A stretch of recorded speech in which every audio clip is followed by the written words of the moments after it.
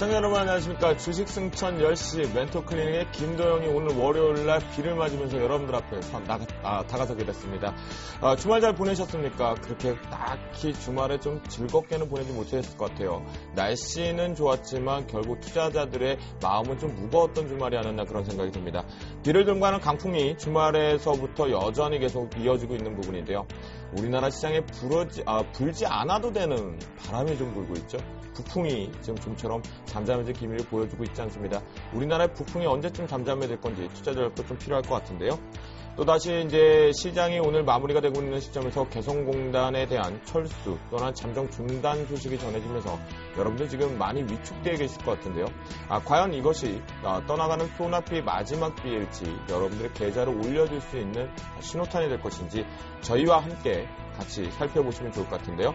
북풍을 대처하는 방법 또는 앞으로 향후에 옵션 만기 이후에 벌어질 우리나라의 상황을 가지고 계좌를 승천하는 방법을 주식 승천 10시 멘토들과 함께 90분 동안 생방송으로 지금부터 힘차게 출발해 보도록 하겠습니다. 네, 여러분들 참여하실 수 있는 방법입니다. 전화상담 02-3153-2619번이겠고요. 무료 문자 013-3366-0110번으로 참여를 해 주실 수가 있겠습니다. 또한 홈페이지를 통해서 참여하실 수가 있겠습니다. www.sentv.co.kr 들어오셔서 메뉴의 증권 메뉴에서 주식 승천 코너를 클릭하신 다음에 로그인하시고 나서 질문을 오늘 출연하신 분들에 대해서 콕콕 집어서 질의해 주시면 답변을 시원하게 드리도록 하겠습니다. 네, 여러분들께서 참 쉽지 않은 장, 과연 이 가시밭길을 언제까지 견뎌야 될까? 아니면 여기서 다른 대안 투자를 생각해 봐야 되는 것인가? 많은 기로에 좀 서 계실 것 같은데요. 제가 예전에 한번 그런 말씀 드렸습니다. 전쟁이 발생이 돼서 총알을 맞아 죽는 것과 주식 투자를 하다가 잘 견뎌내서 만약에 전쟁 때문에 죽는 것과 똑같지 않을까라는 생각이었는데 그만큼 공포를 사보자라고 했습니다. 그런데 진행자인 저도 오늘 같은 경우는 공포를 사기가 좀 짜증이 날 정도로 투매가 양상이 되었었거든요. 오늘 출연하신 분들이 이것에 대한 해답을 얼마나 명쾌하게 주실지 궁금해하면서 금일 출연하신 멘토분들을 먼저 화면을 통해서 살펴보도록 하겠습니다. 투자 원칙만 지키면 기대 이상의 누적 수익률을 거둘 수 있다. 원칙을 지키고 투자를 따르는 매매. 종목에 대한 상세한 이해로 기초부터 고수들의 기법까지. 청선손놈의 이기는 투자 원칙 바로 공개됩니다. 좋은 종목보다 좋은 전문가가 더 중요하다. 4년간의 노하우로 초과 수익률의 이익 극대화 실현. 남은호 원장의 성공 투자 대응 지금 확인하세요. 그럼 여러분들 보셨죠? 저희 주식 조교 부드러운 카리스마의 소유자 남은호 멘토 먼저 오셨는데요. 한 주간 잘 지내셨나요? 못 지내신 표정인데. 잘 지냈습니다. 잘 지내셨어요? 주말에는 오래간만에 청평을 다녀왔습니다. 정말 이제 봄이 오는 것 같습니다. 그렇지만 청평 저 산 쪽에는요 아직까지 눈이 쌓여 있더라고요. 우리 주식시장이 곧 들어갔습니다. 봄이 오는 것처럼 느껴지긴 하지만 아직도 잔설이 남아있는 시장의 모습이다 이렇게 생각할 수가 있고요. 이런 말씀 하나 드리겠습니다. 개인 투자자들이 반드시 실패하게 되는 가장 큰 이유를 표현하는 4가지 단어가 있습니다. 그게 바로 This time is different입니다. 이번만은 다르다 이런 것이거든요.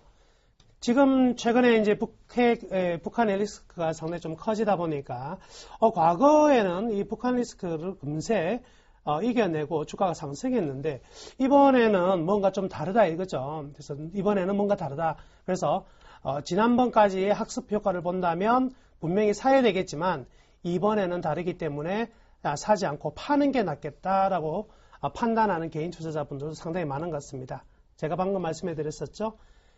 This time is different가 절대 아닙니다. 이번에도 똑같습니다. 다만 그 충격이 길어봐야 며칠 더 길어진다는 것밖에 없거든요. 우리가 투자를 하는 긴 기간 동안에 이 며칠은요. 잠시 지나고 보면 아무것도 아니 또 상당히 좋은 기회였던 것을 우리는 예전에 많이 봐왔습니다. 그렇기 때문에 실망하지 마시고요.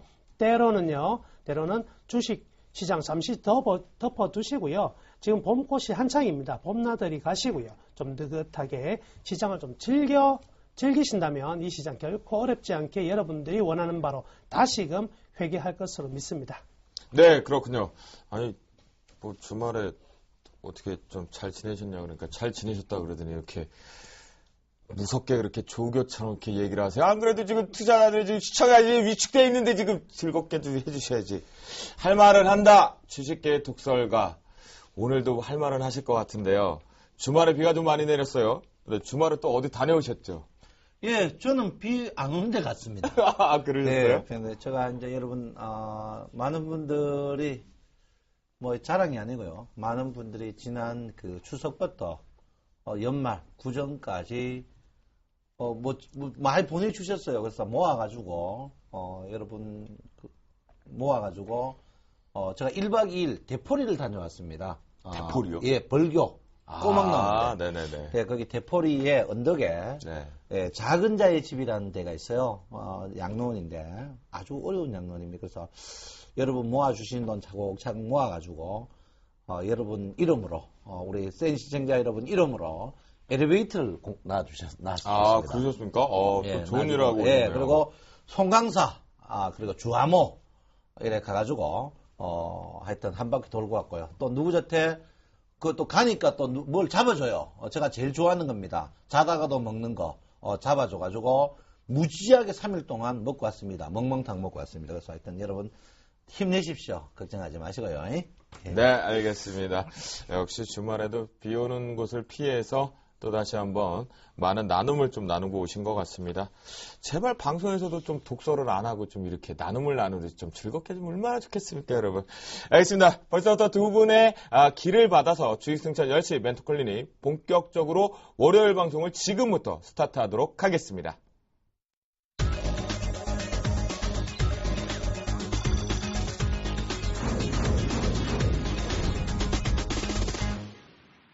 먼저 오늘장을 저희가 짚고 넘어가 봐야 될 것 같습니다. 지난주 후반부터 해서 시장의 하락 부분이 진정되는 브레이킹 타임이 없는 상태에서 계속해서 지금 흘러내리고 있는 모습인데요. 오늘 시장 같은 경우는 또 오후장에서 코스닥 같은 경우는 투매가 유발이 됐습니다. 또한 유가증권 시장과 코스닥 양시장을 비롯해서 전반적으로 상승 종목보다는 하락 종목이 좀 더 우세하면서 부정적인 투자 심리를 위축시켜 주었는데요. 그렇다면 오늘장 이슈 토크 우리가 살펴봐야 될 주제는 무엇인지 화면을 통해서 먼저 보시겠습니다. 네, 이슈 토크 첫 번째입니다. 코스피가 연중 최저치로 지금 떨어져 있는 상태입니다. 외국인들의 팔자 언제까지 지속될 것인지, 그럼 들어올 만한 전제 조건은 무엇인지 살펴보도록 하겠습니다. 이슈 토크 두 번째입니다. 코스닥 외국인 기관 매도 공세 속에 3%대 급락입니다. 과연 상단을 뚫어주다가 다시 한번 내려오는데 과연 이 부분이 다시 저항대로밖에는 나오지 못하는 걸까요? 다른 전략을 세워보도록 하겠습니다. 이슈 세 번째입니다. 조선주가 살아나는 수주 모멘텀 속에서 금일 같은 경우는 그래도 반짝 별이 좀 보였죠?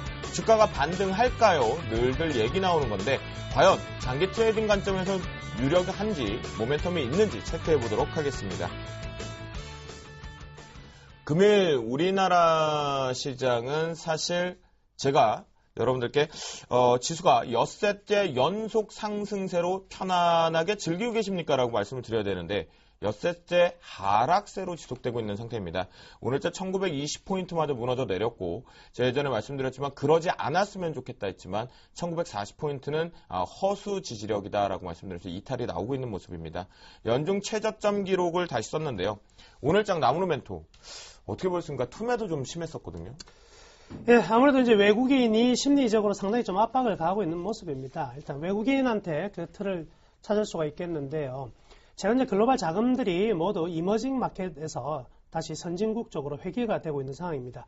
일본 쪽으로 자금이 많이 좀 모여가고 있는 부분이고요. 반면 우리나라 쪽 같은 경우에는 현물뿐만이 아니라 일반 주식뿐만이 아니라 채권에서도 지금 6천억 이상의 순매도가 나타나고 있거든요. 자금의 이탈이 좀 되고 있는 부분이고요. 그 이유에는 여러 가지가 있겠지만은요. 아무래도 불확실성 자체를 좀 싫어하는 것 같습니다. 선진국 같은 경우에는 어느 정도 자리를 잡아가고 있는 가운데 일본 같은 경우에도 무제한 양적 완화에 대한 기대감들이 있기 때문에 안전한 쪽으로 가자. 지금 우리나라의 이 지정학적 리스크도 분명히 좀 커져 있는 부분이 존재하기 때문에 이런 부분이 서로 겹쳤고요. 그리고 환율에 대한 부담도 상당히 좀 큰 것 같습니다. 오늘 같은 경우에는 원달러 같은 경우에는 상승했지만 원화 같은 경우에는 좀 하락하면서 마감이 되었거든요. 그리고 이제 엔저가 이제부터 다시 출발한다는 쪽에 어떤 그 내용들이 상당히 좀 많이 나오고 있고요. 지난번에 제가 한번 언급해 드렸었는데요. 이 글로벌 매크로 리스크, 글로벌 매크로 헤지 펀드 자체가 상당히 엔화를 많이 매도하고 있는 부분이 다시 한번 시작되고 있기 때문에 엔화가 좀 더 떨어질 가능성이 많다. 그렇다면 오늘 시장은 단기적으로 본다면 북한의 리스크 그리고 전일 전주말 끝난 미국 증시의 하락이 결국 외국인의 매도를 좀 이끌었다고 볼 수 있겠지만은 장기적으로는 이 환율적 측면과 그리고 불확실성, 선진국의 안정성을 위한 투자가 좀 되고 있다. 이렇게 판단할 수가 있겠습니다. 여튼 오늘로서의 하락으로요. 일단 2008년 이후에 상승 추세대가 지금 형성이 되었었는데 그 하단 부분에 정확히 이제 떨어져 있는 부분이고요. 현 지수에서 저는 일반 기술적으로는요. 3일 안에 다시금 지금 차트를 보시면은 지금 꺼놓은 지수가 바로 이제 주봉상입니다. 주봉상 2008년 이후에 형성된 장기 추세선에서의 최하단 부분에 지금 맞물려 있는 부분이거든요. 네. 그래서 이 부분이 일반적으로 기술적으로 본다면 한 3일 정도 안에 다시 위에 안착을 한다면 로스컷 프로그램상에서 로스컷 물량들이 대부분 다시 들어갈 가능성이 많고요. 그렇다면 좀 더 안정화되지 않겠나 이렇게 생각하고 있습니다. 그러면 딱 3일 안에 간다라고 하셨는데 가능성이 좀 위쪽으로 올라탈 수 있는 가능성이 있다는 결국 딱 옵션 만기하고 금통위 결과죠. 예, 결국 이제 이번 주에 가장 핵심은 11일입니다. 금통위 결과가 금리 인하 여부가 굉장히 중요하고요. 사실은 이제 금통위 금리 인하뿐만 아니라 지금 추경도 아직까지 정확한 금액이 안 나오고 있는 상황인데요. 네. 이때까지 이제 금융통화위원회에서 금리 인하를 계속해서 할 수 있는 상황이었음에도 불구하고 하지 않았던 이유는 역시 신정부의 재정 정책과 어느 정도 맞물려서 통화 정책을 할 것인가 이 부분이 가장 관심이 되고 있는 것 같습니다. 금리 인하는 대부분의 지금 금통위 위원들이 좀 더 찬성을 하고 있는 상황이지만 딱 한 명 한국은행 총재가 반대를 하고 있는 상황이거든요. 네. 그렇지만 이번 재정 정책의 향후 이제 방향이 이제 앞으로 수요일까지 어떻게 전개되느냐에 따라서 0.25% 또는 0.5%까지도 전격적으로 인하될 가능성은 분명히 존재한다고 볼 수가 있고요. 만약에 0.25가 아닌 0.5% 정도의 금리 인하가 단행된다면 이는 증시에 엄청난 좀 파격적인 상승의 모멘텀으로 작용할 가능성도 크다 이렇게 볼 수가 있겠습니다. 그리고 결국 오늘 시장에서도 긴급하게 시장이 뉴스로 도배되고 있었던 내용이 현재 경제부총리가 모든 카드를 다 열 것이다라는 강수에 대한 연설이 좀 있었거든요. 그분의 이제 상승 모멘텀을 가져가는 척하다가 다시 이제 되돌림이 있었는데요. 시장하면 또 지금 시장 자체가 외국인들의 이탈 그리고 오늘장까지 계속해서 흘러내리는 이유 어떻게 바라봐야 될까요? 일단 뭐 2주 전에 많은 그러는 거는 제가 읽었습니다. 네, 알겠습니다. 네, 알겠습니다. 네. 제가 여러분들 때 이제 920포인트 이제 하락할 것이다고 이제 했는데 어쨌든간 뭐 일단 1918포인트. 오늘 제가 여러분 아다시피 이제 그 2호선 신천역 지점에서 이제 선물 강연을 했는데 이제 소위 말해서 좀 부자분들이 많이 오셨더라고요. 그래서 이제 앞으로 3주 더 합니다. 매주 월요일 날 오후 4시 30분 하는데 제가 이제 여러분들 이제 1920포인트를 어떻게 내가 이야기했느냐 볼 것 같으면 이 1920포인트가 제가 이제 여러분의 누차 말씀 전고점을 못 치면은 전고점을 못 치면 이 주식은 300일 입행에서 브레이크가 안 들을 것이라 저는 생각했습니다. 300일 입행에 브레이크를 안 듣고 400일 입행까지 갈 것이다. 이게 이제 여러분들 제가 수익을 말하다에 다 녹화되어 있습니다. 그래서 400일 입행을 갈 것이다. 저는 확신했습니다. 확신해가지고 이야기를 했죠. 이야기를 했는데 역시나 400일 입행까지 그냥 논스톱 가버리는 그런 부분입니다. 제가 여러분의 누차 말씀을 220일 입평, 그 다음 300일 입평, 400일 입평 이제 이런 부분인데 보통 그 400일 입평 자체가 이제 경기가 보통 우리가 우레간이 군의할 때 역금융장세 때 보통 나오는 그런 부분인데 지금은 그 역금융장세는 제가 아니라고 보거든요.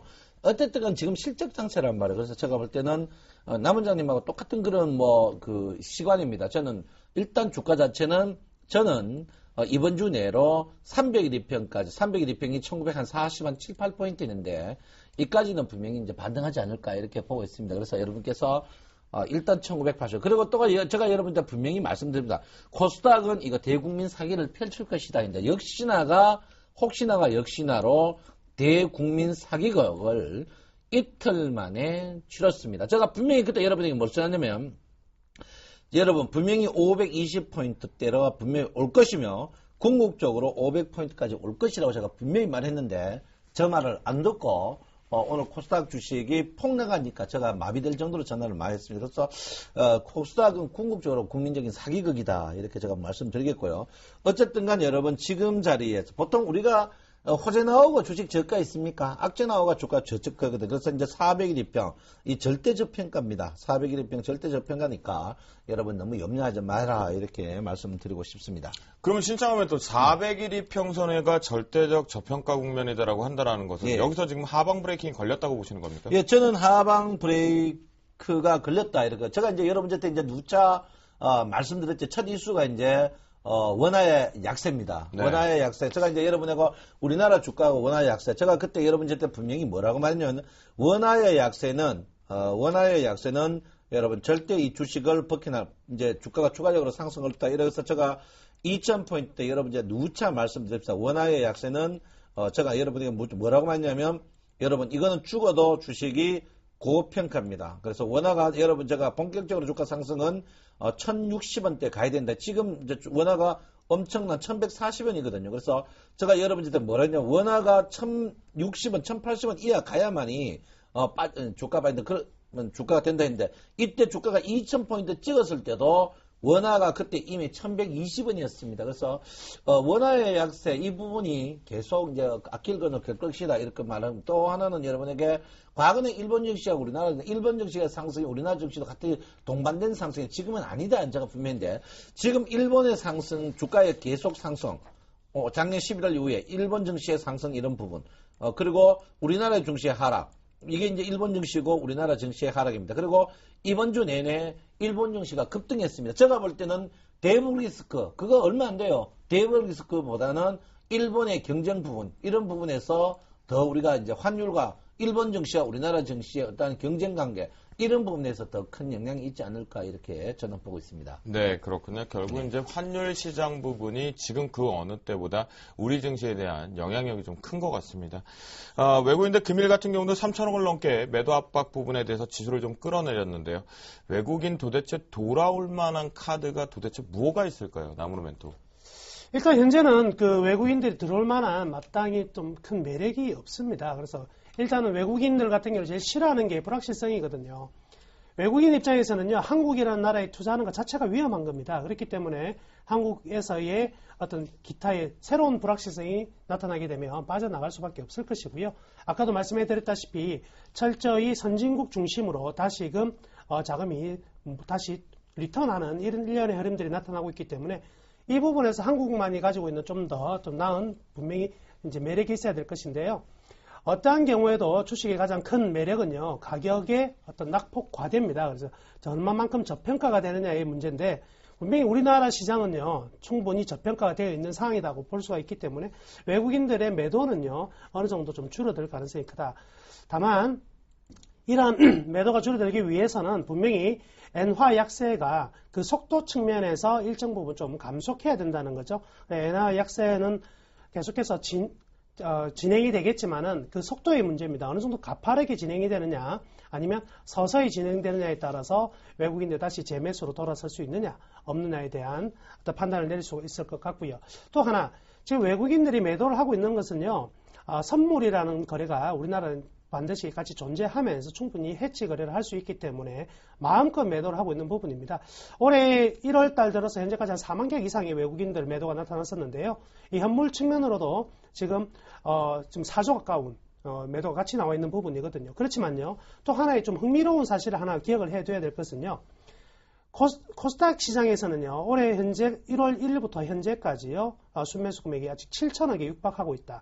기관 또한 7천억 정도의 매수를 하고 있는데요. 코스닥 시장은 해지 거래를 할 수 없는 부분입니다. 그렇기 때문에 외국인이 아직까지 양 시장을 다 떠났다고 보기는 좀 힘들 것 같고요. 거래소 시장에서는 이탈이 되고 있는 부분들은 선물과의 연관관계를 같이 고려해 본다면 분명히 좀 빠져나가 있는 부분이긴 하지만 어느 정도 환 리스크가 제거가 된다면 다시 한번 들어올 수가 있다. 가장 중요한 부분은요. 역시 엔화의 하락 속도가 가장 중요한 부분이 아니겠나 싶습니다. 결국은 결론은 엔화의 엔저 현상이 브레이킹 걸려서 속도가 지금 밑으로 커져야지만 우리나라로 돌아올 수 있다. 그 전제 조건이라는 말씀이신 거죠? 맞습니다. 네, 알겠습니다. 그동안 유가증권 시장 자체의 부진 속에서도 코스닥 부분이 그나마 방어를 선방하기 지수 상승 모멘텀 또한 달리는 말들이 계속 속출되면서 나왔었습니다. 그런데 금일 같은 경우는 투자 심리가 또다시 위축이 되면서 투매를 부르는 양상까지 코스닥에 급락이 나왔거든요.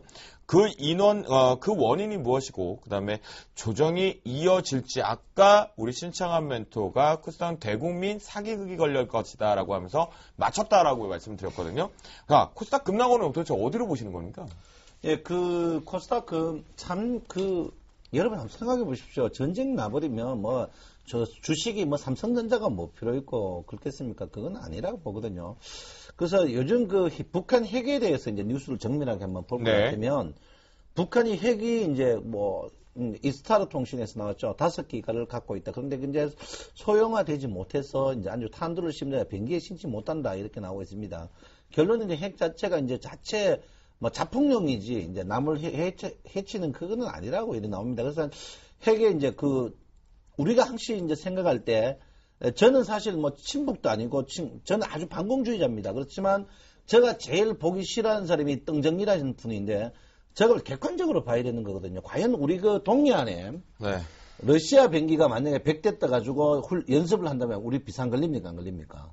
걸리겠죠. 걸리겠죠. 우리 객관적으로 봐야 되는 거거든요. 그래서 우리가 이런 말 합니다. 오늘 어떤 분이 이제 제가 지하철을 타고 하니까 북한 이놈 새끼들 말이야 준 대로 먹어야지 말이야 건방스러워 독만 남았다 악만 남았다 이렇게 합니다. 그러면 한번 생각해 보십시오.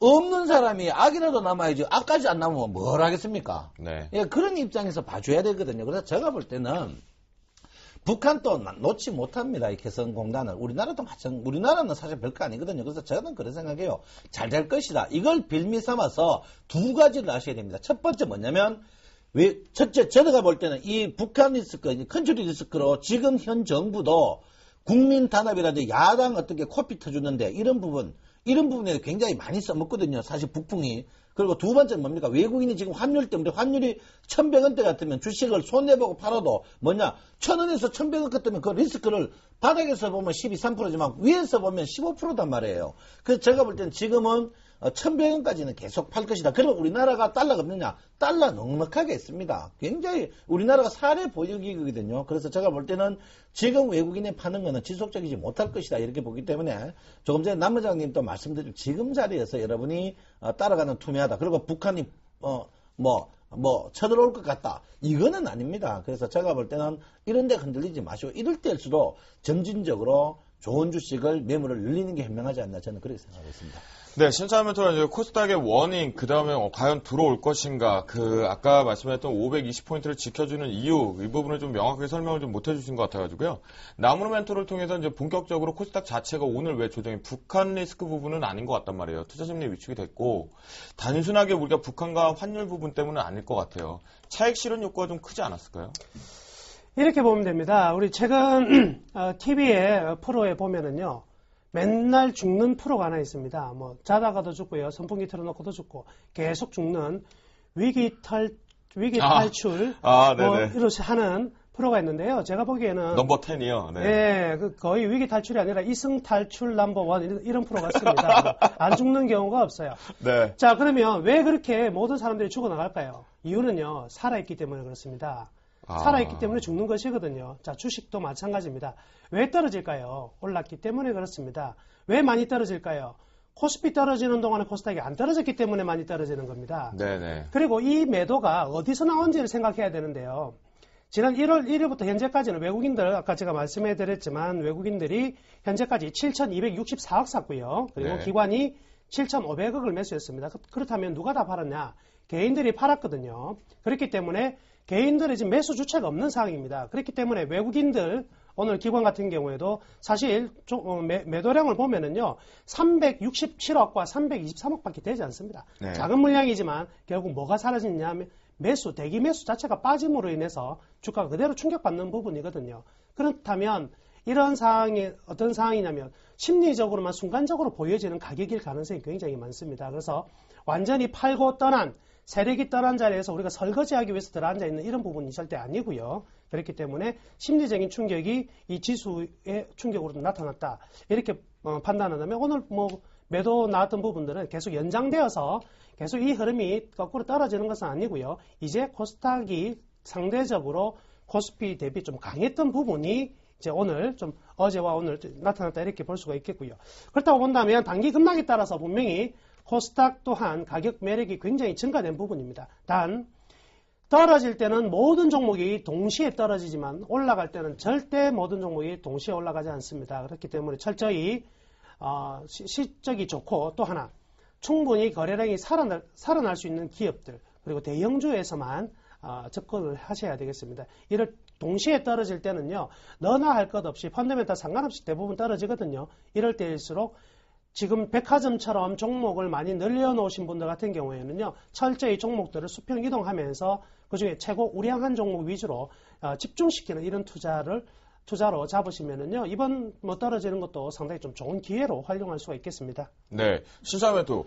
나오는 멘토의 의견에 동의하십니까? 코스닥? 예, 저는 그렇게 생각합니다. 코스닥이 이제, 아까 전에 제가 이제 말이 좀 길어진 거 제가 좀 잘랐는데요. 코스닥이 이제 떨어지는 가장 이유가 이번에 여러분 보시면 전쟁 관련주 해가지고 또 이제 한번 전면적으로 해먹는 걸로 나는 거거든요. 그래서 저는 항상 그렇게 생각합니다. 코스닥 자체가 여러분에게 코스닥 주식을 살 때 제가 여러분 죄송합니다만 두 가지를 얘기했습니다. 액면가를 5,000원 환산해가지고 코스피 있는 종목하고 비교해서 할 것.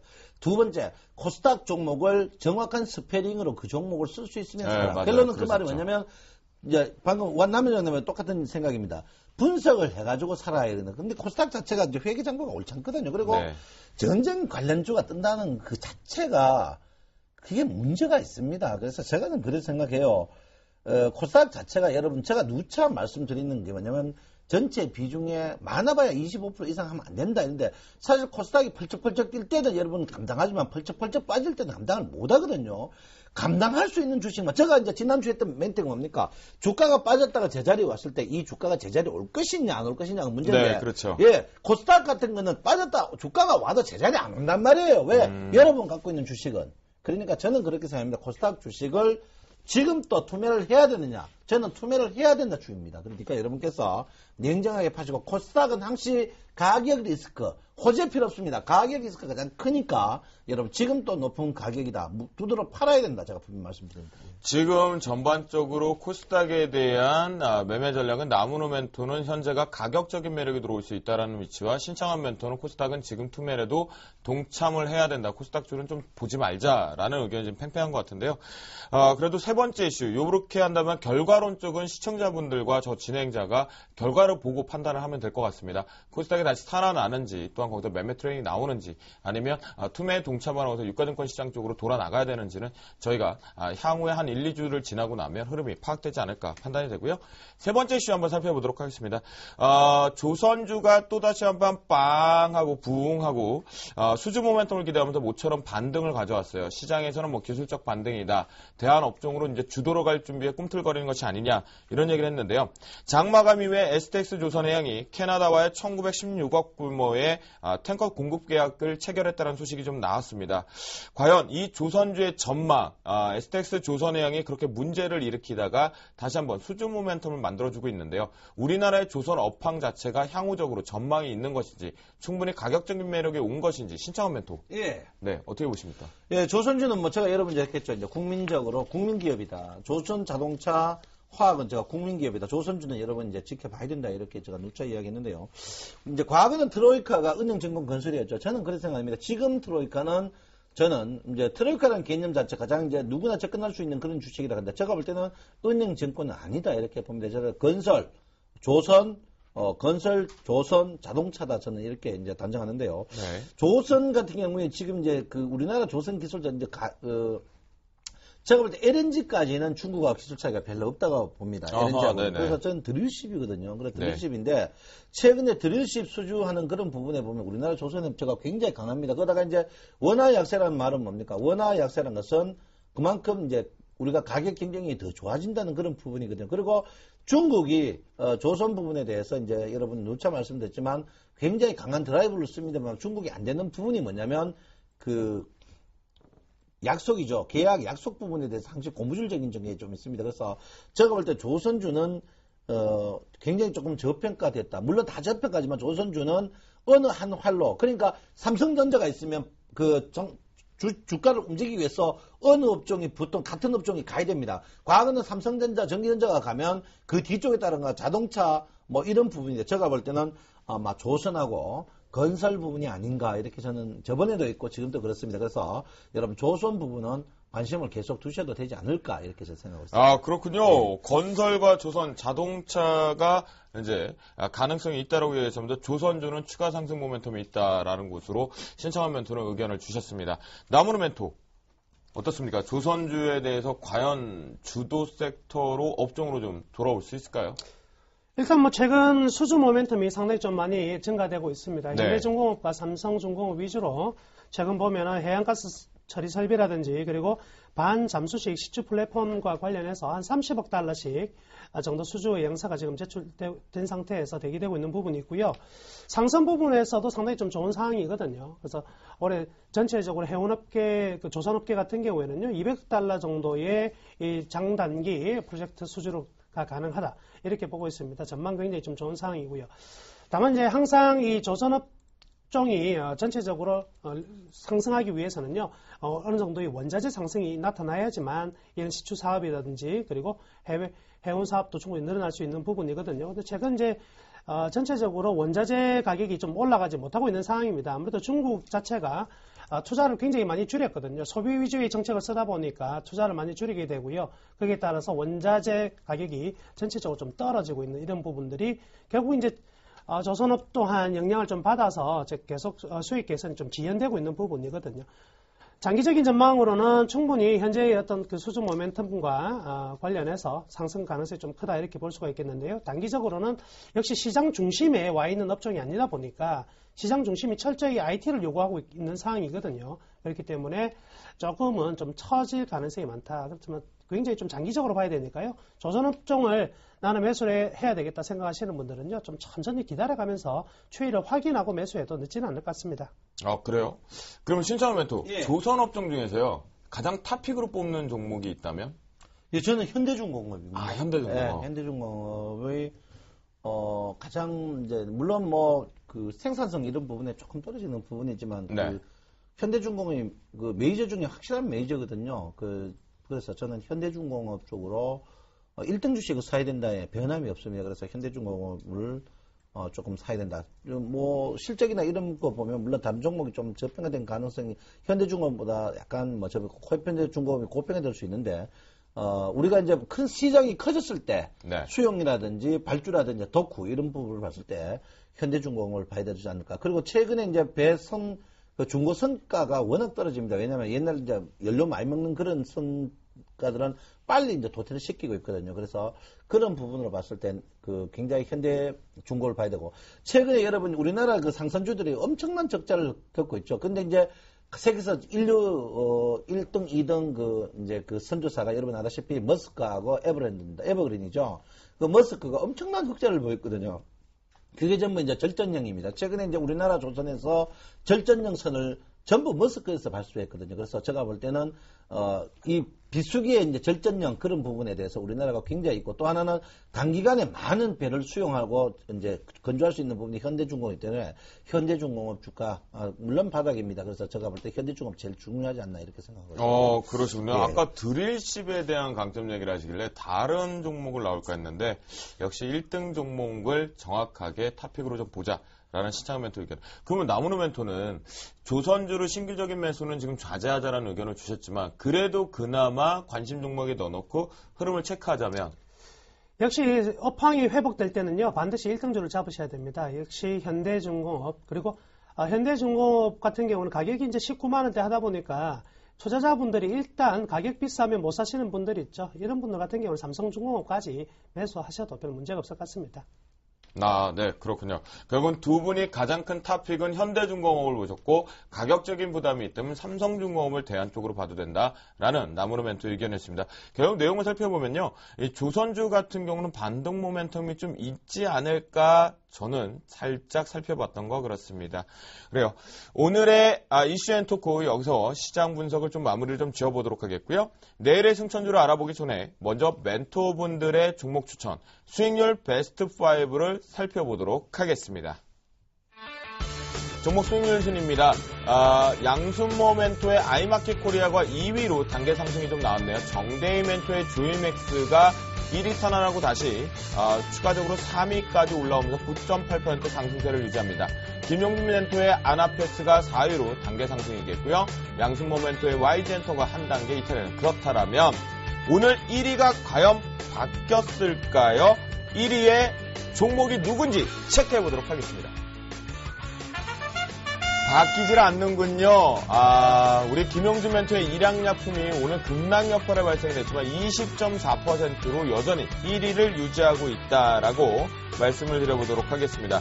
그렇다면 우리 1위를 체크해봤으니까요. 각 멘토분들의 포트폴리오가 어떻게 변경되었는지 체크해보도록 하겠습니다.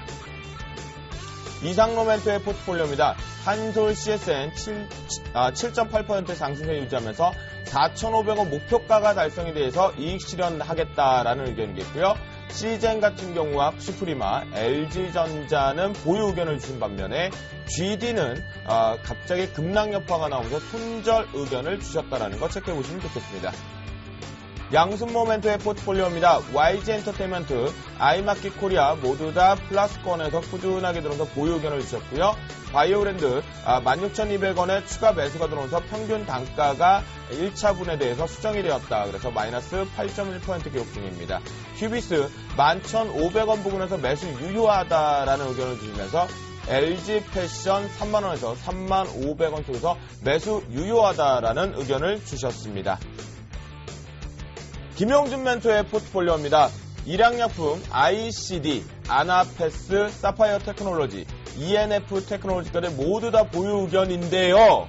포트를 보셨습니까? 모두 다 플러스입니다. 역시 1위다운 포트폴리오인 것 같습니다. 정대희 멘토의 포트폴리오입니다. 조이맥스 9.8%인데요. 이익 실현가를 손절가가 아니라 익절가로 4만원에서 42,000원으로 비중 축소 의견 주셨고요. 인터파크 같은 경우에도 7.8% 상승세가 유지되지만 이익 실현가로 7,420원의 자리를 8,100원으로 상향 조정을 했다는 거 말씀드립니다.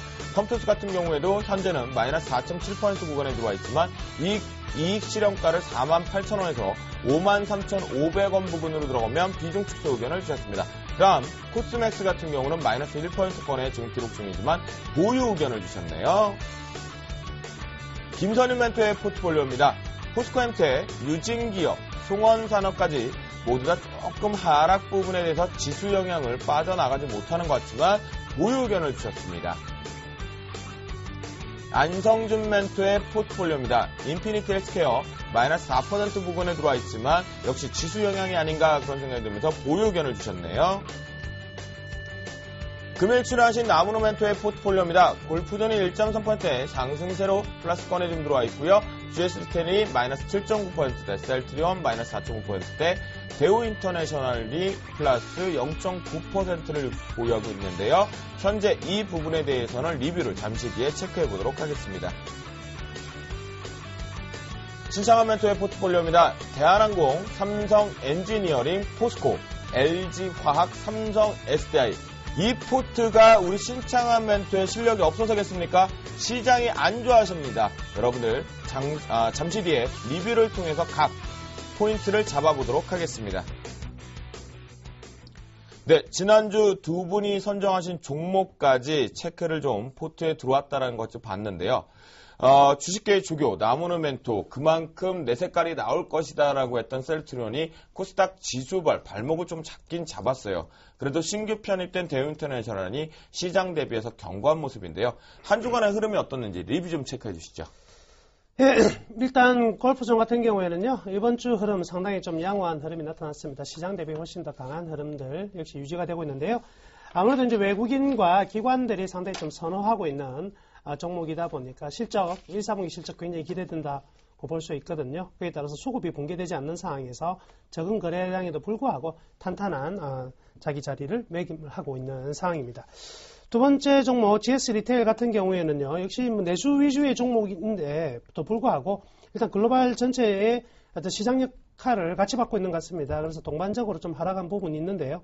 아직까지는 주 추세 라인에서의 어떤 그 본격적인 회귀가 나타날 수 있는 가능성이 굉장히 큰 상황이기 때문에 손절치지 않을 것이고요. 이번 주 추가적으로 한번 GS 리테일이죠.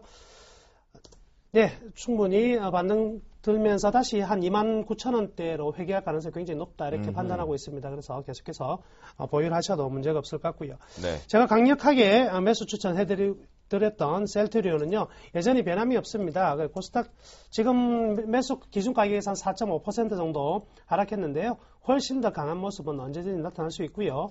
최근 이제 기관의 리포트도 상당히 좀 양호한 어떤 실적에 대한 기대감들이 조금씩 커지고 있는 부분과 그리고 외국인들이 점차 놓아주질 않습니다. 그래서 공매도 비중도 굉장히 많이 줄어든 것까지 포함해서 현 가격 57,700원은요. 굉장히 단기간 짧게 볼 수 있는 가격에 지나지 않는다. 다시금 54,000원, 55,000원 가격 빠른 시일 내에 볼 수 있으니까요. 전혀 걱정하지 마시고 셀트리온 보유하시기를 바라겠습니다. 그리고 마지막으로요. 대우 인터내셔널 같은 경우에는요. 일단 지난번에 이제 그 미얀마 해상 광구 관련해서 말씀해 드렸었는데요. 이번 주에는요. 육상 광구 또한 진출하기로 했습니다. 그래서 계속 에너지 부분 쪽에서의 모멘텀이 계속 커지고 있는 부분이고요. 또 시장의 선물과의 연계성도 굉장히 좀 작은 상황이기 때문에 독자적으로 또 별개의 디카플링된 모습으로 주가 상승 좀 이어갈 가능성이 크다 이렇게 볼 수 있겠습니다. 기관의 매수세에 상당히 양호한 흐름들이 주가를 받치고 있는 상황이니까요. 계속적으로 밀고 나가도록 하겠습니다. 근데 나무르멘토 이 대우 인터넷에 제가 궁금한 게 하나 있는데요. 네. LG 상사 같은 경우는 완전히 추세가 꺾여버렸단 말이에요. 네. 근데 대우 인터넷은 이렇게 견고하게 좀 붙어 있거든요. 그 이유를 어떻게 생각하세요? 상사주들 같은 경우에는 네. 이제 어떤 걸 하느냐인가요? 네. 근데 제가 보기에는요. 네. 현재까지 지금 대우 인터내셔널 같은 경우에도 가스 쪽이잖아요. 포스코의 어떤 물량만을 받아서 네. 무역 부분만 한다면 주가가 다시금 상승하기 힘들 겁니다. 동반적으로 그렇죠. 같이 떨어질 수밖에 없을 것인데 네. 지금 이제 글로벌 최대의 화두가 되고 있는 이 에너지 부분이거든요. 그래서 이 에너지 부분에 대한 신개척들이 주가의 상승 모멘텀을 새로이 준다 이렇게 볼 수가 있겠습니다. 그렇기 때문에 조금 다른 상사주 대비해서 견고한 거거든요. 알겠습니다. 감사합니다. 자, 신청한 멘토. 예. 실력이 아니란 말이에요. 이건 부품 때문에 이런 거예요. 포트가 진짜. 그런데 예쁘지 못한 모습인데 분명히 우리 신청한 멘토의 이렇게 느긋한 모습처럼 다시 포트가 빨갛게 물들 것 같은데요. 그걸 충분히 시청자분들의 말을 믿고 계실 거랍니다. 포트폴리오를 좀. 그래서 멘토 중에 목표가 달성 제일 많은 분인 운주합니다. 네. 알겠습니다. 네. 그렇게 말씀드리겠고요. 예. 종목에 대해서 한 말씀씩 좀 해주시지요. 예, 여러분 사실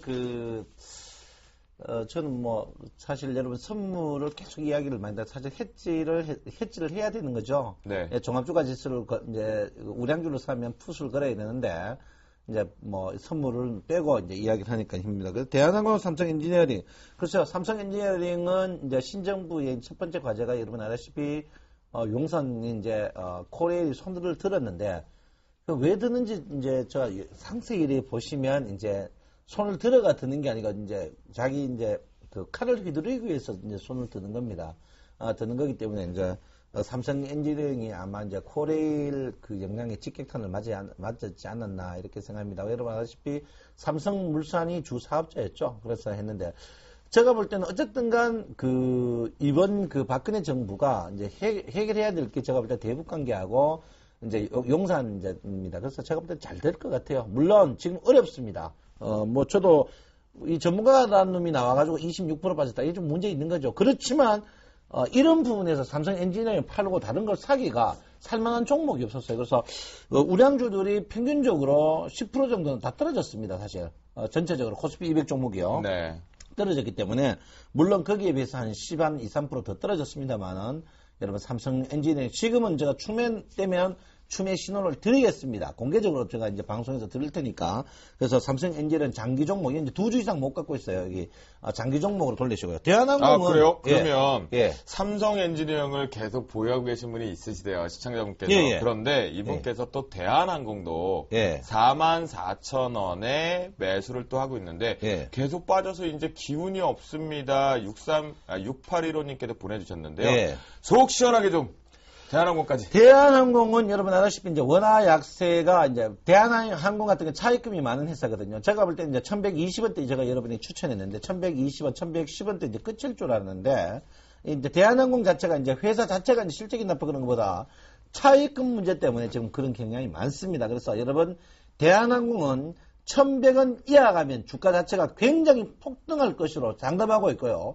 대한항공 주식은 환율과 직격 영향이 있습니다. 그래서 대한항공과 삼성 엔지니어링은 여러분들이 장기 종목으로 분명히 갖고 있으면 웃을 날이 있다. 제가 분명히 말씀하지만 대한항공과 삼성 엔지니어링을 지금도 매수하지 않은 분은 지금 매수하시면 제가 볼 때는 제가 작년에 뭐겠습니까?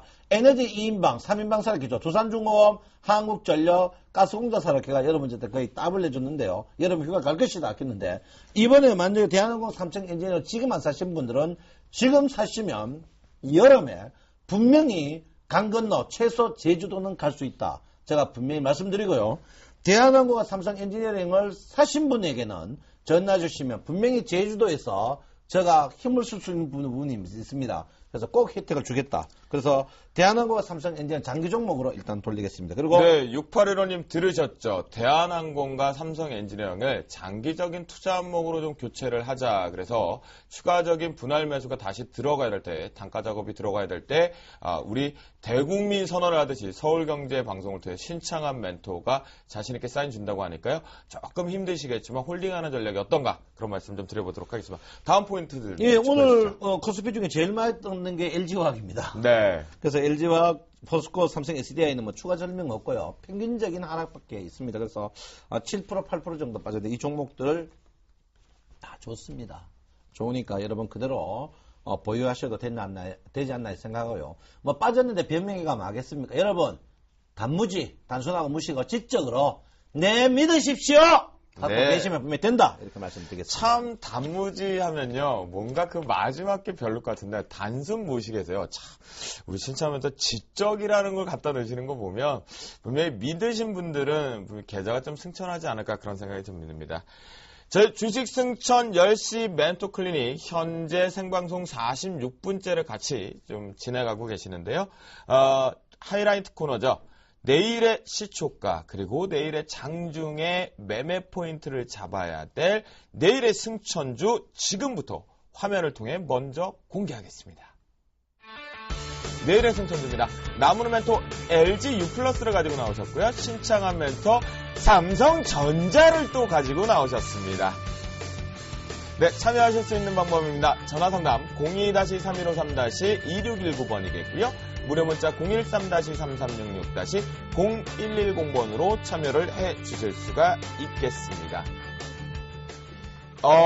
이게 이제 드디어 대기업의 싸움인가요?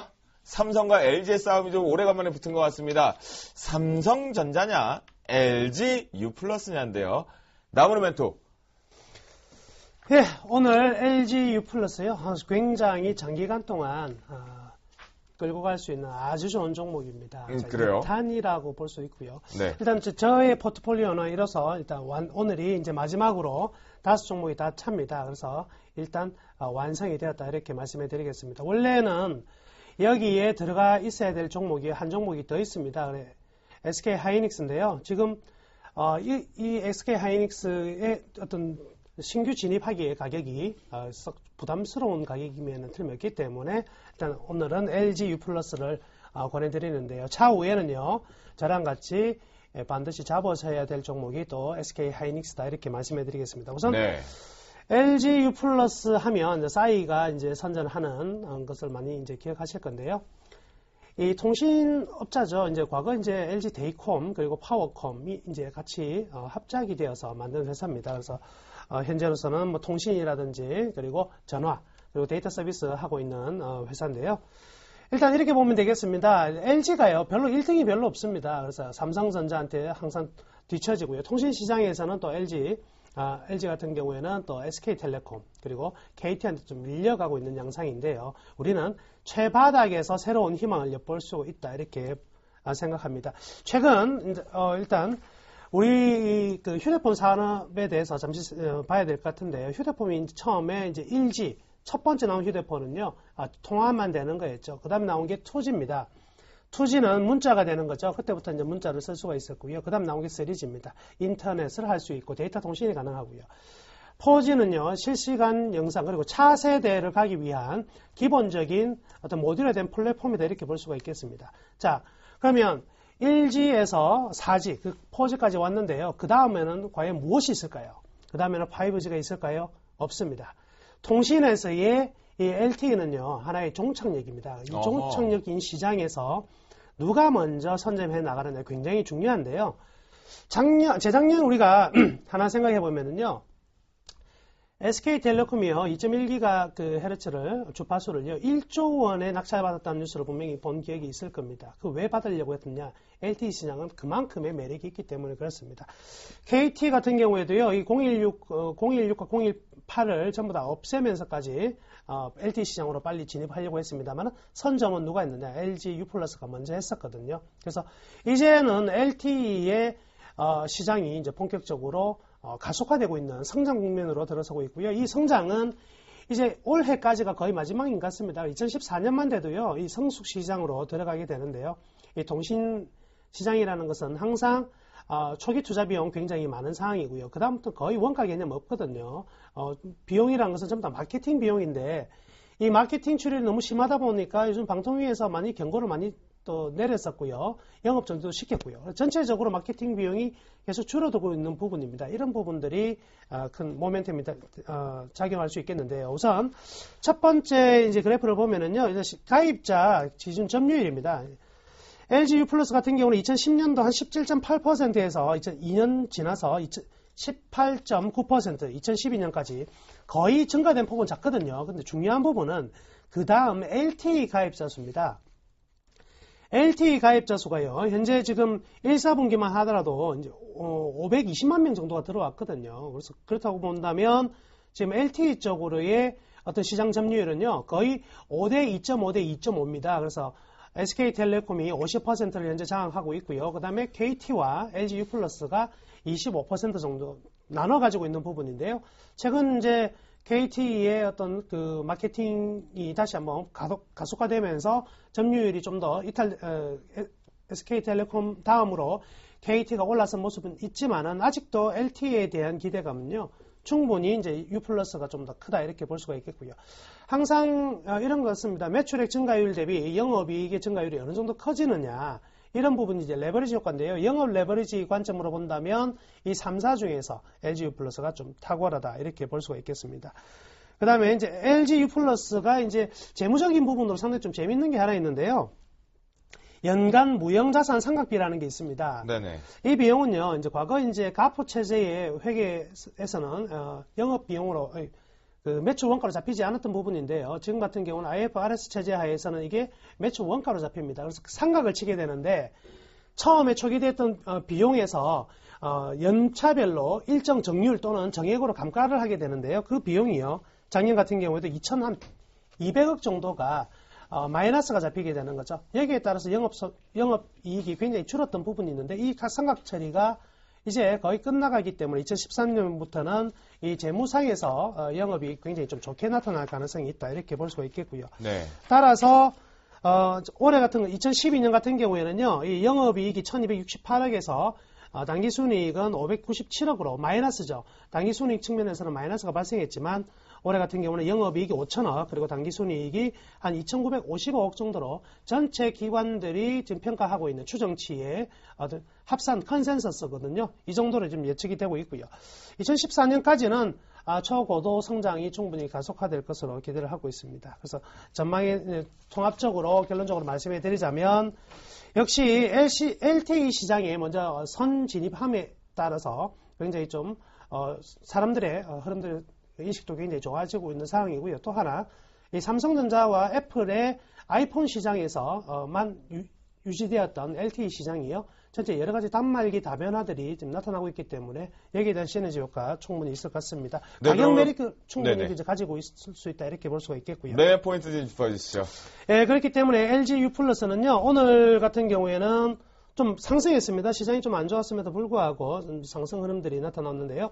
외국인 매수세 오늘 너무 많이 들어왔습니다. 그래서 외국인의 힘에 의해서 상승했는데요. 일단 저는 계속해서 말씀해드리지만 추천 가격은요, 매수 가격은 내일 시가의 반, 종가의 반을 나눈 평균 가격으로 하겠습니다. 그래서 시가의 반을 사시고요.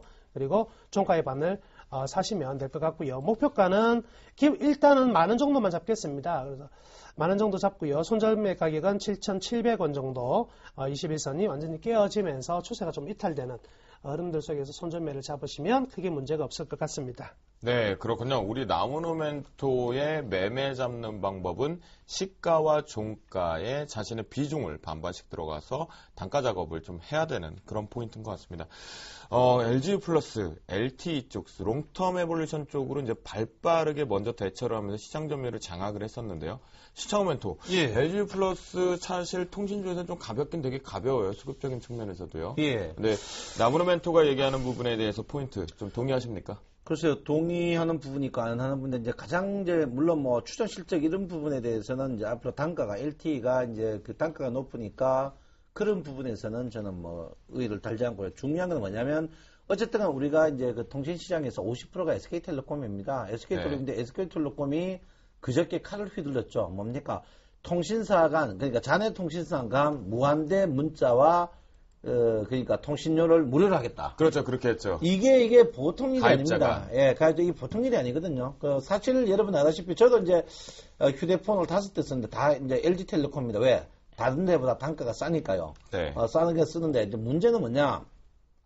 사실 우리가 이제 그 휴대폰 이제 보조금 부분 들어가면 LG텔레콤이 굉장히 조금 뒤떨어집니다. 지금은 많이 따라왔는데, 그래서 보조금, 인터넷 옥션 같은 데 들어가봐도 보조금 이런 부분에 SK텔레콤이나 KT 이런 부분하고 LG텔레콤하고 한 15만, 20만 차이 난단 말이에요.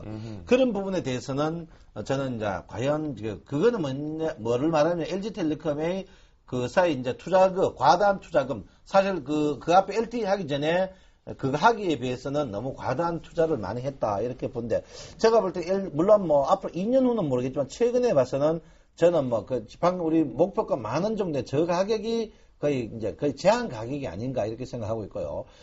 KT라는 데가 보통이 아니거든요. 왜 그러냐면 이제 저희 고향 가면 KT 터지고 LTE 다 터지는데, 그래도 KT 터지고 SK 터지고 LG텔레콤 안 터져요. LG 플러스 안 터진다고요? 안 터져요. 그럼 과장 광고인데요, 그러면? 예, 안 터져요. 예, 정확한 주소도 알려줄 수 있습니다. 네. 경북, 청송군, 분안면, 중기림 안 터집니다. 네. 예, 그래서 제가 볼 때는 그 상품 쓰는 사람들이 물론 LTE가 빠른 속도 이런 거는 모르겠지만 제가 볼 때는 특히 에그라든지 이런 부분에 대해서 쓰는 분은 다 합니다. LG텔레콤이 굉장히 좀 처진다. 이렇게 저는 분명히 볼 수 있고요.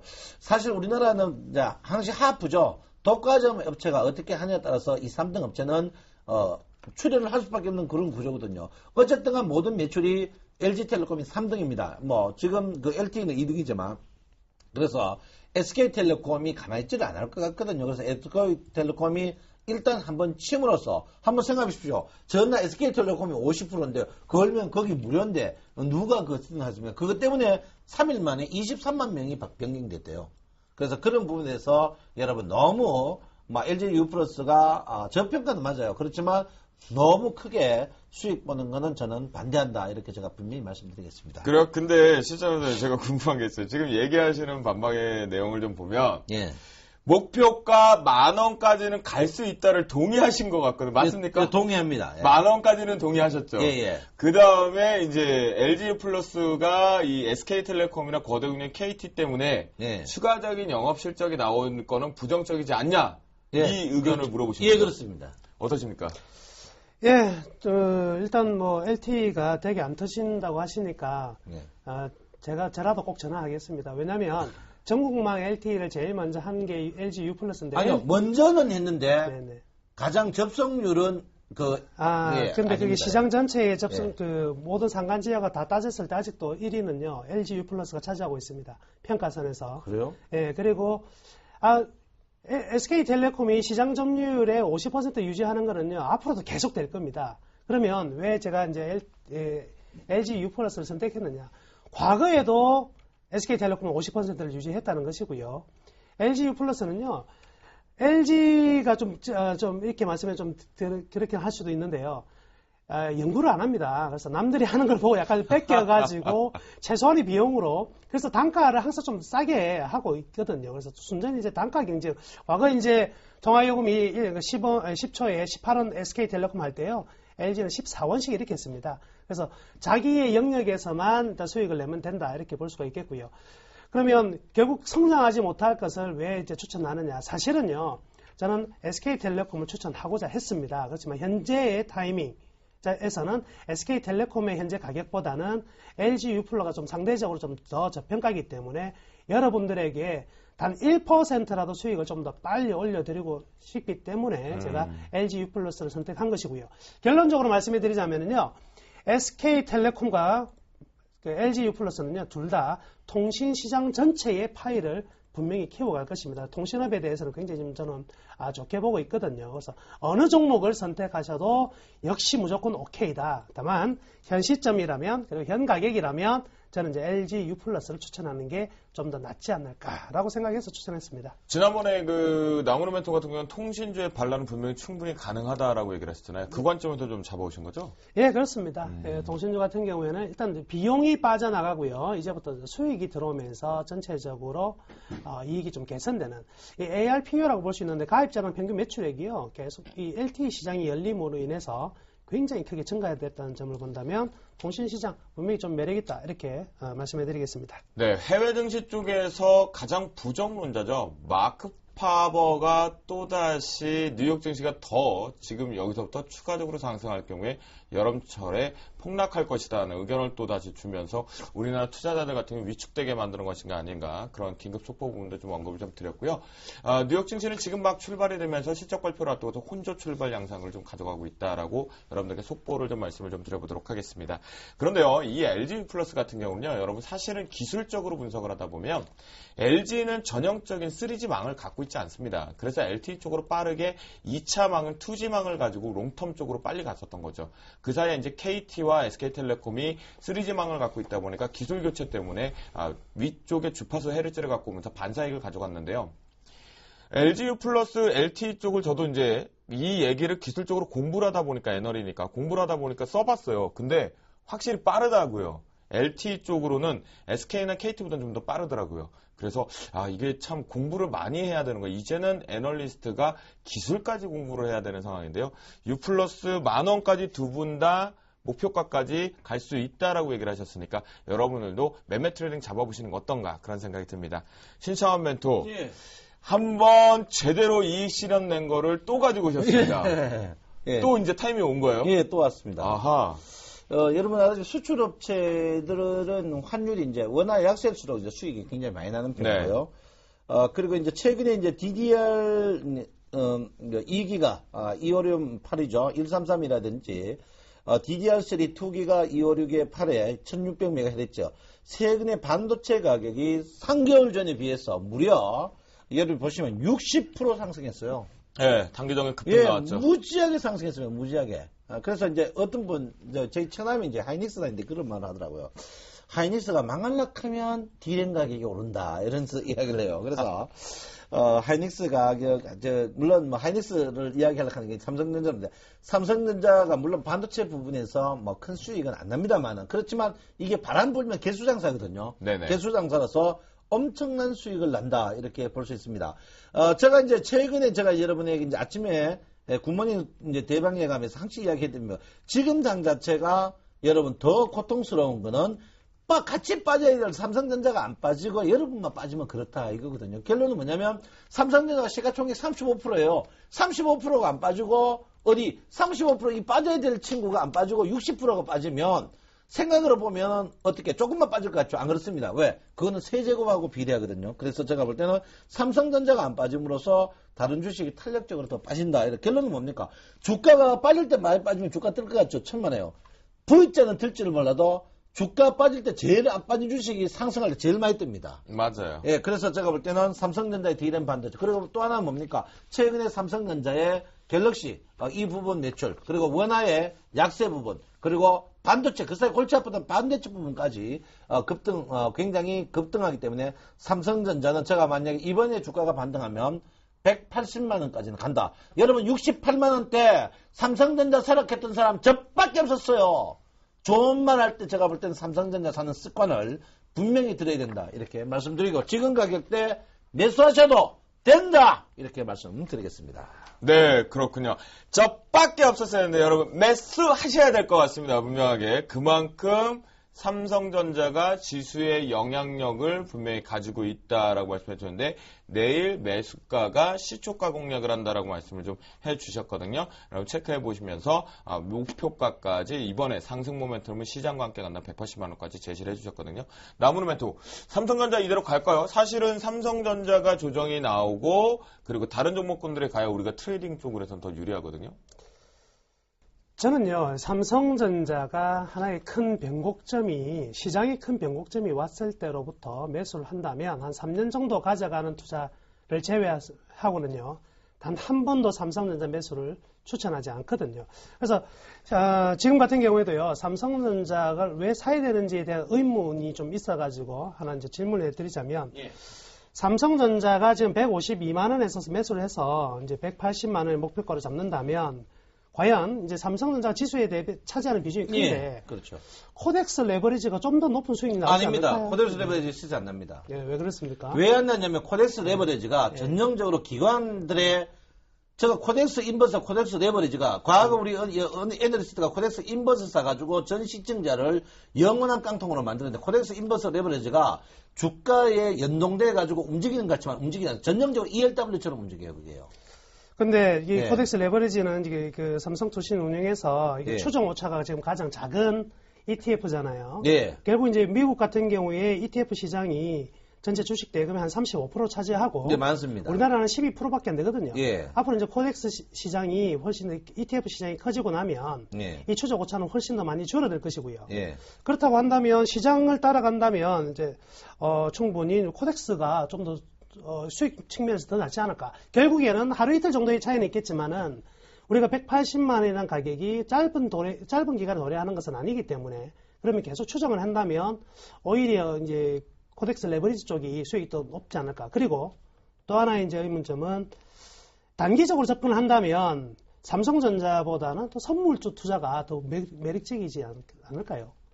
글쎄요, 제가 이제 선물, 사실 여러분 아다시피 제가 요즘 선물, 제가 이제, 아는 분들은 압니다. 제가 선물이 이제, 저희 같은, 공유하는 분들이 선물이 제가 여러분 아다시피 거의 한 3,000 포지션 정도 됩니다. 아마 아는 분은 다 아는데, 우리 같이 공유하는 게 우리 한국에서는 제일 큰 포지션을 갖고 있는데요.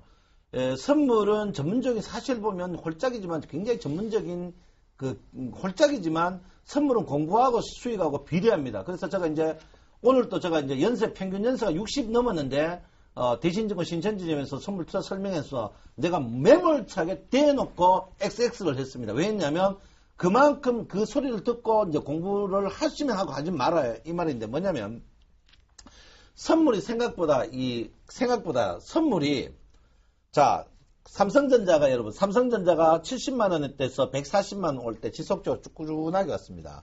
근데 선물은 어떤 줄 아십니까? 선물은 3개월 동안 저와 고가 1년에 4번 중에 3번은 저까지 꼭 그러니까 V나 N자로 무조건 갑니다. 네. 그러니까 I로 안 가는 거예요. I로.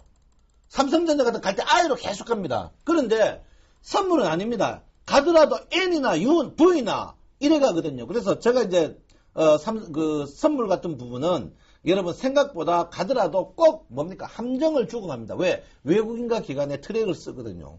그래서 제가 볼 때는 제가 코덱스 인버스 같은 이런 부분은 코덱스는 저는 기관들의 분명한 왜곡 이 부분 때문에 안 되고요. ELW와 똑같습니다. 제가 3년 전에 ELW 하지 마라 할 때 증권의 협회 그 사장단 내에서 청송촌놈 저 친구 완전 X다 했는데 ELW 해가지고 다 얼굴 노래졌거든요. 그래서 저는 코덱스 인보스 분명히 하지 마라. 그리고 삼성전자 물론 선물하면 좋고요. 그건 맞고요.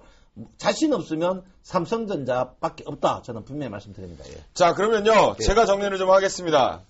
신창호 멘토는 지금 현재의 기점에서 삼성전자를 매수 포지션을 잡고 들어간다면 내일 시초가 부분에서 우리 나무르 멘토가 의견을 제시했던 코덱스 레버리지를 들어가는 부분의 트레이딩 관점, 즉 삼성전자 180만 원까지 간다라고 가정했을 때 레버리지가 수익 구조가 더 생길 것이다. 그것도 유리하지 않느냐는 나무르 멘토 의견이거든요. 그리고 이제 선물 매매 쪽도 나무르 멘토의 의견이란 말입니다. 근데 제가요, 여러분들 앞에 제가 하겠습니다. 제가 삼성전자를 내일 시초가에 한 주를 매수를 하고요. 코덱스 레버리지를 내일 한 주를 10주를 매수를 하겠습니다. 그래서 내일 시가에서부터 180만 원까지 트레이딩을 봤을 때 기간을 두고 어디 쪽에서 수익률 퍼센트 비율이 늘어나는지 제가 몸소 여러분들께 결과를 말씀드리겠습니다. 이런 MC 봤습니까? 이런 신의 성실해서 열심히 하는 MC 봤습니까, 여러분?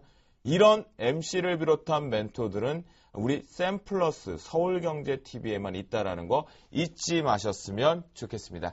그렇다면 내일장 승천주 다시 한번 매매 포인트 화면으로 포인트 잡아보도록 하겠습니다. 내일의 승천주입니다. 우리 나무르 멘토가 LGU 플러스 매수가 시초가 돌격 앞으로 목표가 만원, 손절가 7,700원을 제시해 주셨습니다. 신창호 멘토 삼성전자 매수가 시초가 공략을 하겠고요.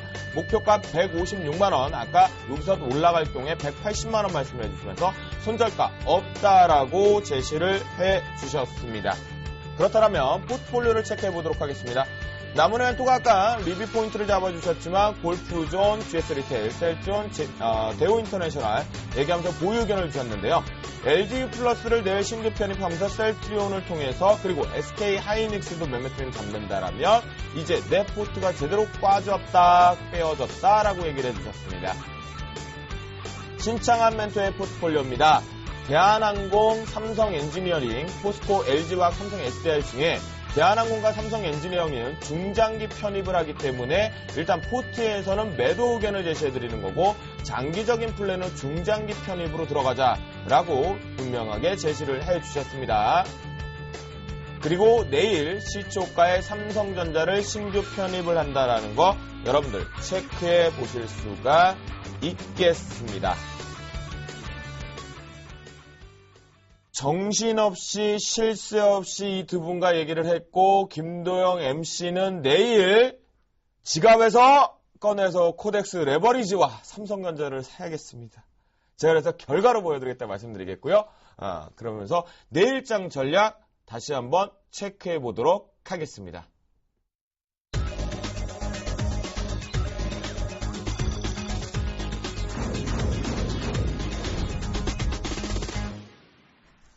네, 야심한 밤 생방송으로 보내드리고 있는 주식 승천. 현재 시각이요, 11시 11분 25초를 지나가고 있습니다. 저희가 속보를 통해서 해외 증시의 이제 시작 포지션들을 좀 잡아드렸긴 했는데요.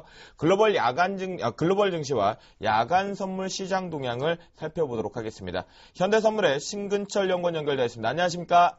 안녕하세요. 네, 반갑습니다. 네.